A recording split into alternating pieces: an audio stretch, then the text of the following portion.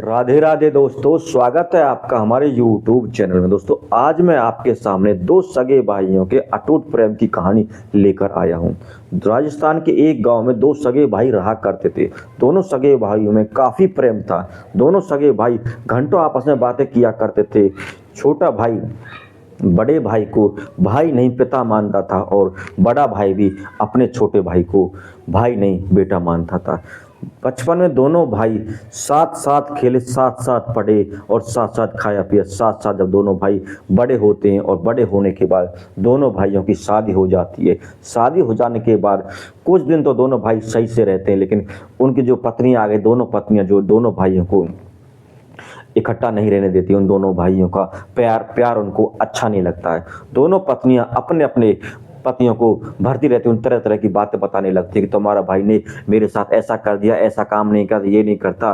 और छोटी वाली भी अपने पति को इसी तरह भड़का लेगी। लेकिन दोनों पत्नियों के जो संस्कार थे वो अलग अलग थे। एक इटावा की रहने वाली थी, आगरा की रहने वाली थी। उन दोनों पत्नियों को दोनों भाइयों का प्यार अच्छा नहीं लगता था।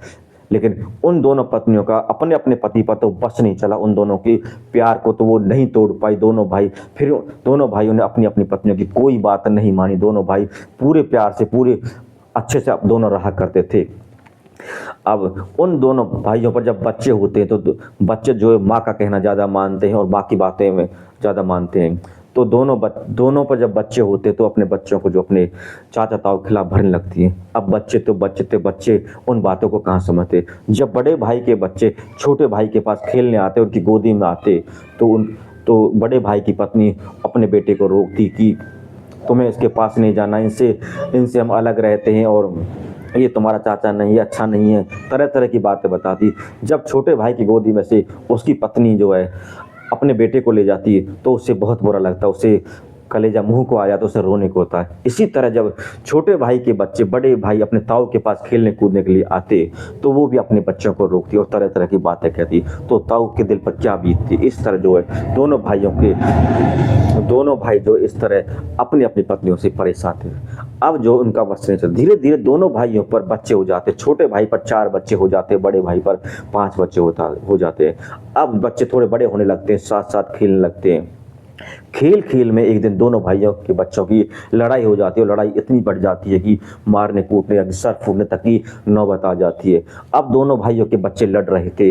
अब जैसे तैसे करके दोनों भाई अपने अपने बच्चों को रोकते हैं और रुक जाते हैं। लेकिन उनकी जो माँ होती है, उनकी माँ ने जो है दोनों ही बच्चों में जो है मनों में जहर भर दिया था। दोनों एक दूसरे के खून के प्यासे हो गए थे, इतनी लड़ाई हो गई थी। अब जो दोनों भाई बूढ़े हो जाते हैं तो उनको जो उनके बच्चे आपस में मिलने भी नहीं देते हैं। अब वो मिलने के तरह तरह के बहाने देखने लगते हैं। दोनों भाई खेतों पर किसी बहाने से जाते, एक उधर से जाता एक उधर से जाता, और खेतों पर जाकर जो नीम के पेड़ के नीचे दोनों भाई एक दूसरे से बैठ के घंटों बातें किया करते। बातें करने के बाद जो एक दूसरे के सर पर, कंधे पर सर रखकर फूट फूट कर रोया करते थे। बड़ा भाई यहाँ तक कहता कि जब से हमारे दोनों भाइयों की शादी हुई है, ये जो हमारी पत्नी आई, इन दोनों हमारे घर का सत्यानाश कर दिया। हम दोनों भाई कितने प्रेम से रहते थे और मेरी तो रात दिन यही चिंता लगी रहती है कि हमारे मरने के बाद इन दोनों का क्या होगा। ये तो बच्चे हमारे कट कट के मर जाएंगे, एक दूसरे से प्रेम से नहीं रहेंगे। ऐसी कोई तरकीब निकालो जो एक साथ हो जाएं। तो इसे बड़ा भाई कहता है कि भैया अब तो ऐसा कुछ नहीं हो सकता, क्योंकि जब ये बच्चे थे तो इनको हम समझा सकते, लेकिन अब तो ये बड़े हो गए, अब तो ये पेड़ बन गए, इन पेड़ों को हम काटा नहीं, अब तो ये पेड़ कट ही सकते लेकिन झुक नहीं सकते। तो इस तरह दोनों भाई बता रहे। तो बड़ा भाई फिर कहता है कि मुझे तो इसी चिंता में नींद नहीं आती, खाना पीना भी अच्छा नहीं लगता। तो इसी बात को दोनों भाई बातचीत कर फिर वापस अपने घर आ जाते हैं। और घर आने के बाद कुछ दिन के बाद, 2-3 दिन के बाद, बड़ा भाई इसी सदमे में जो उसे अटैक हो जाता है, दिल का दौरा पड़ जाता है, उसकी मृत्यु हो जाती है। जब बड़े भाई की मृत्यु हो जाती है और उसके जो मृत्यु का खबर छोटे भाई को लगती है तो छोटा भाई जब बड़े भाई के अंतिम दर्शन करने के लिए जाता है, वो फूट फूट कर रोता है। तो बड़े भाई के अंतिम दर्शन करने के लिए भी छोटे भाई के जो बच्चे होते हैं उसे जाने नहीं देते हैं। उसकी पत्नी और उसके बच्चे उसे पकड़ लेते हैं और इसी कमरे में बंद कर देते हैं और उसे अपने बड़े भाई के अंतिम संस्कार में नहीं जाने दिया जाता है। बड़े भाई का अंतिम संस्कार हो जाता है। अंतिम संस्कार हो जाता है, उसके 12 दिन भी लोग बैठ जाते हैं, लेकिन छोटे भाई को उसके बच्चे कमरे में बंद कर देते, उसे बाहर ही नहीं निकल देते, उसे वही खाना पीना देते रहते हैं।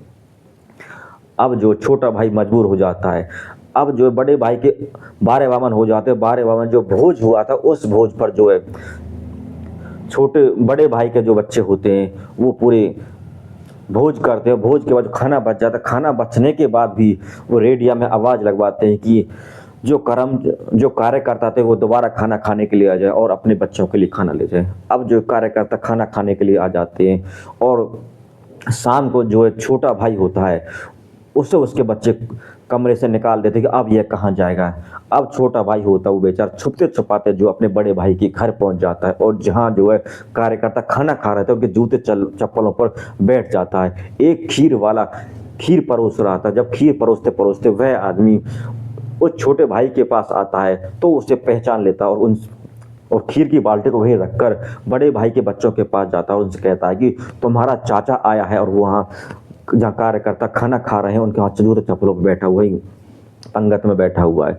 अब जो इस बात को सुनकर बड़े भाई का जो बड़ा लड़का होता है वो वहाँ से आता और अपने चाचा के पास आता और चाचा से पैरों में पड़ जाता और चाचा से कहता चाचा आप हमारे पास क्यों नहीं आए, हम तो आपके बगैर अकेले हो गए थे, हमारे पिताजी तो चले गए लेकिन अब आप हमारे चाचा भी नहीं पिताजी हो, सब कुछ आप हमारे हो, आपके बिना हम अधूरे हैं, हमारा तो रो रो के बुरा हाल हो गया था।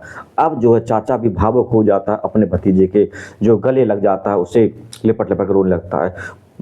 वह भतीजा जो अपने चाचा को अंदर ले जाता है अपने भाइयों को समझाता है सभी को समझाता, सभी रोते हैं और चाचा के गले लगते हैं और सभी फूट फूट रोते हैं और कहते हैं बेटा हम दोनों भाई तो बहुत ही, चाचा कहता है कि हम दोनों भाइयों में तो बहुत ही प्रेम था, आपस में बहुत प्यार से रहा करता था, जब से तुम्हारी माँ आई है इन दोनों माँओं ने हम दोनों का जीना हराम कर दिया और इस तरह की नौबत आ गई हम दोनों एक दूसरे से मिल भी नहीं पाते। अपने बड़े भाई का जो है मृत्यु हो गई, उस मृत्यु पर मुझे आने नहीं दिया गया। इतनी यहाँ तक नौबत आ गई, मरने के बाद तो किसी से कोई लड़ाई नहीं रहती लेकिन तुम्हारी चाची और तुम्हारे भाइयों ने मुझे कमरे में बंद कर दिया, तरह तरह की बातें बताता है।